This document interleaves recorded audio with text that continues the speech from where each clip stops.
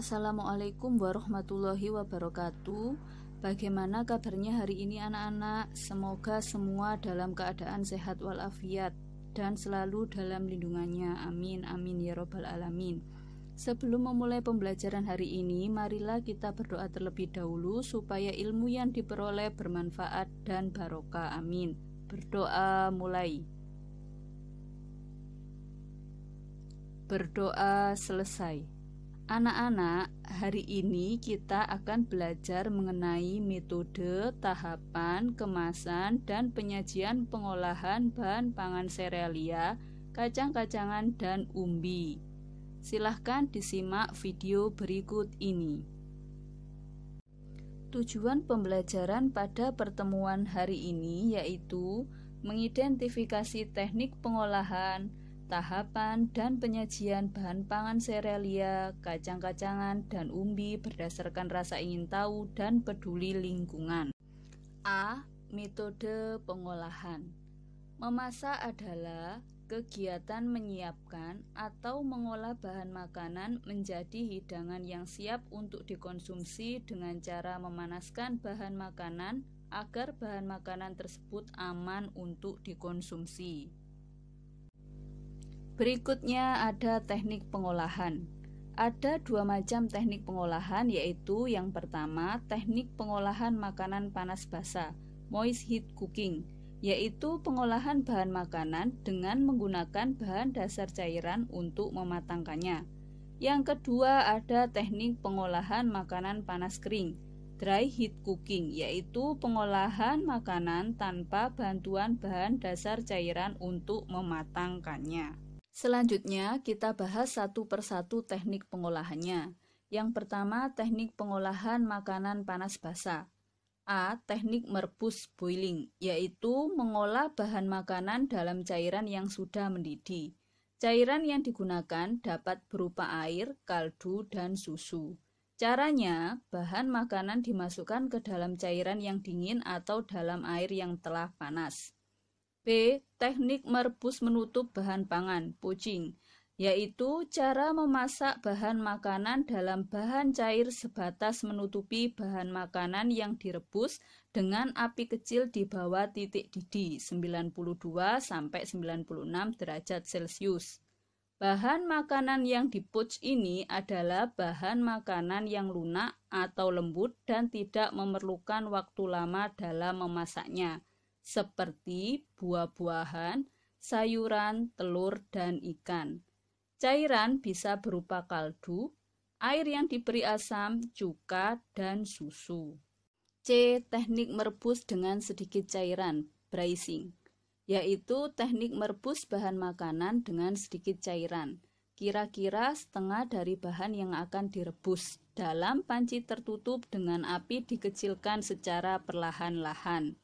Efek dari braising ini sama dengan menyetuk, yaitu untuk menghasilkan bahan makanan yang lebih lunak dan aroma yang keluar menyatu dengan cairannya. D. Teknik menyetup atau menggulai, stewing, yaitu mengolah bahan makanan yang terlebih dahulu ditumis bumbunya dan direbus dengan cairan yang berbumbu dan cairan yang tidak terlalu banyak dengan api sedang. Maksud dari dimasak dengan api sedang dan dalam waktu yang lama agar aroma dari bahan masakan keluar dengan sempurna. Pengolahan dengan teknik ini harus sering diaduk secara hati-hati agar tidak mudah hancur.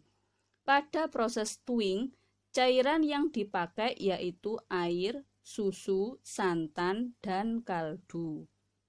Berikutnya E. Teknik mengukus, steaming, yaitu memasak bahan makanan dengan uap air mendidih.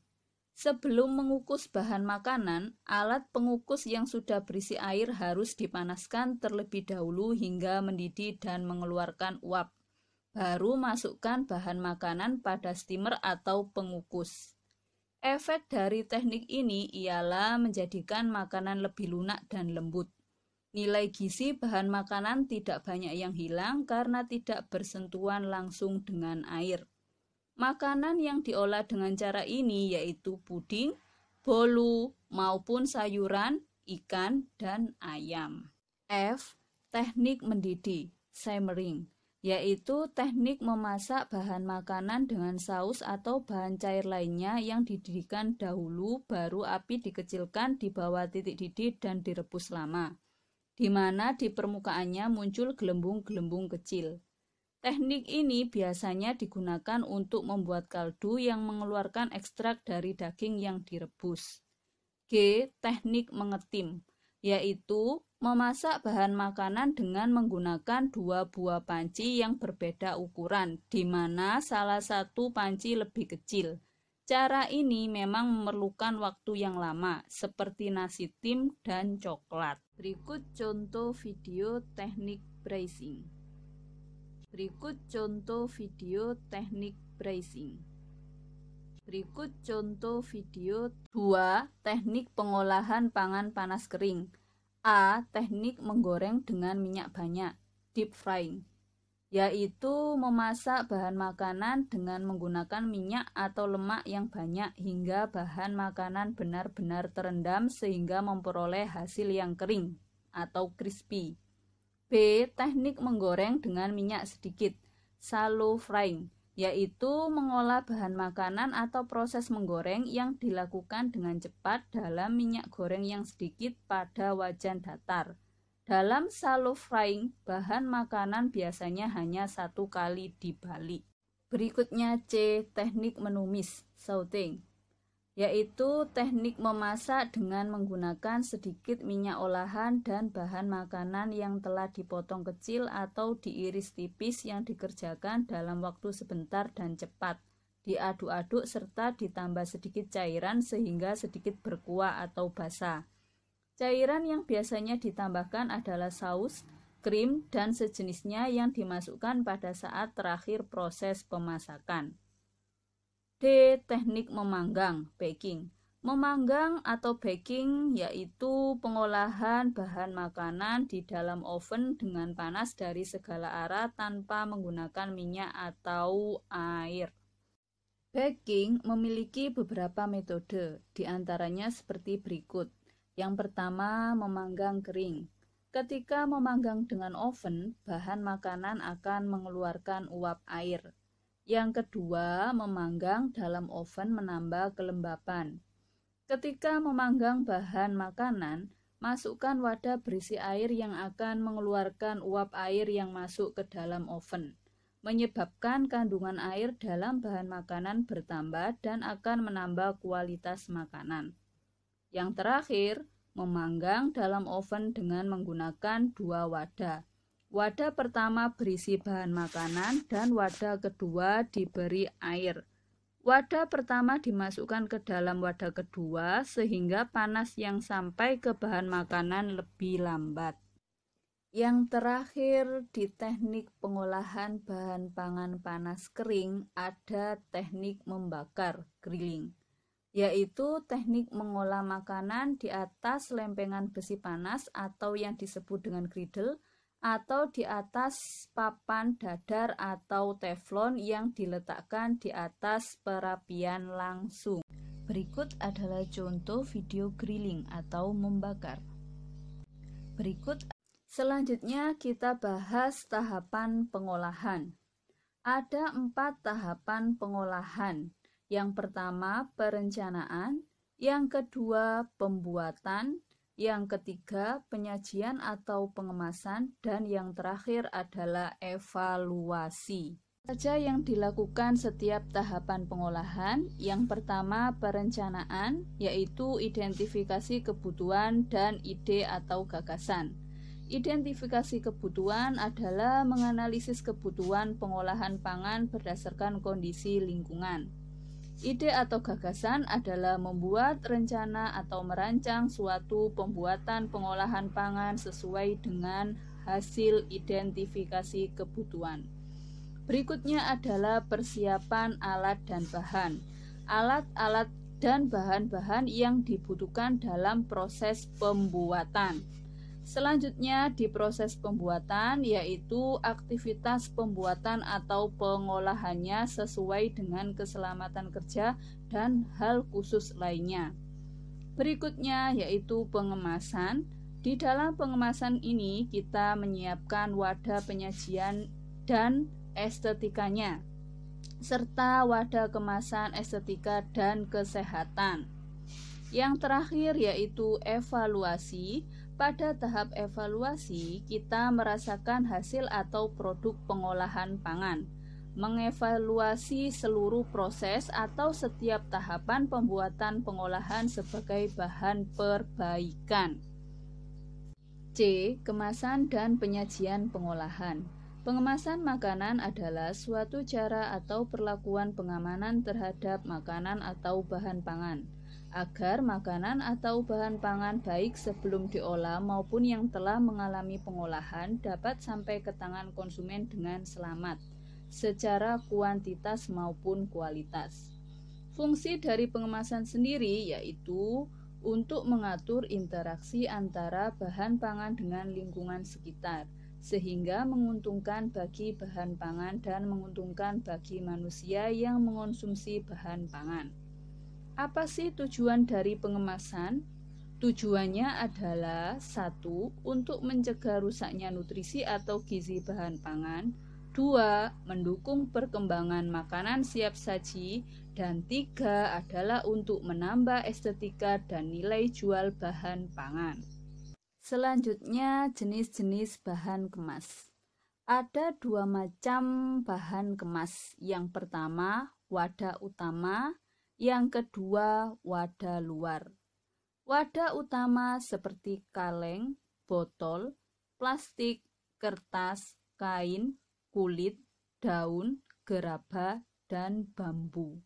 Sedangkan yang wadah luar seperti kayu dan karton. Selanjutnya, apa sih faktor-faktor dalam penyajian atau pengemasan? Yang pertama ada sanitasi dan higienitas, yaitu faktor yang berkaitan dengan kesehatan dan kebersihan, meliputi A. Prinsip wadah. Setiap jenis makanan ditempatkan dalam wadah terpisah dan diusahakan dalam keadaan tertutup pada saat penyajian. B. Prinsip kadar air. Penempatan makanan yang mengandung kadar air tinggi atau yang berkuah baru dicampur pada saat menjelang dihidangkan untuk mencegah makanan cepat rusak. Prinsip sanitasi dan higienitas yang berikutnya yaitu C. Prinsip bahan makanan dapat dimakan. Bahan makanan tidak membahayakan kesehatan seperti terlalu banyak pengawet, menggunakan bukan pewarna makanan, dan menggunakan bahan-bahan berbahaya lainnya. D. Prinsip panas. Setiap hidangan makanan disajikan masih dalam keadaan panas, sehingga ini membuktikan hidangan masih segar. E. Prinsip alat bersih. Setiap peralatan yang digunakan seperti dus, piring, gelas, mangkuk harus bersih dan dalam kondisi baik. Bersih artinya sudah dicuci dengan cara yang higienis. Dan yang terakhir, prinsip sanitasi dan higienitas adalah prinsip penanganan makanan. Dalam menyajikan makanan, hendaknya hindari kontak langsung dengan tangan. Hal ini bertujuan untuk mencegah kontaminasi bakteri dan penampilan yang baik. Faktor-faktor dalam penyajian atau pengemasan berikutnya yaitu 2. Cita rasa. Cita rasa sangat mempengaruhi pembeli atau konsumen untuk mengonsumsi. Yang ketiga, warna dan tekstur. Warna makanan dapat digunakan sebagai indikator kematangan makanan. Tekstur makanan yang empuk, mudah digigit, dan mudah dikunyah akan dapat dinikmati dengan nyaman. 4. Alat dan pengemasan yang merupakan faktor terakhir dalam penyajian atau pengemasan, yaitu alat penyajian dan kemasan hidangan makanan bisa menggunakan kerajinan tradisional dan modern. Ada 2 macam alat penyajian, yaitu ada alat penyajian tradisional yang menggunakan daun. Kemasan tradisional cukup dibungkus daun pisang. Dan yang kedua, alat penyajian modern yang menggunakan berbagai wadah yang berbahan dasar kaca, keramik, plastik, atau baja anti karat atau yang disebut dengan stainless steel.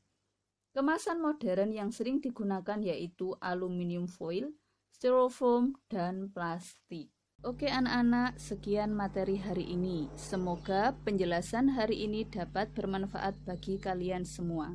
Tetap jaga kesehatan dan jangan lupa beribadah serta mempersiapkan pertemuan berikutnya. Sampai jumpa di pertemuan berikutnya dan saya akhiri. Wassalamualaikum warahmatullahi wabarakatuh.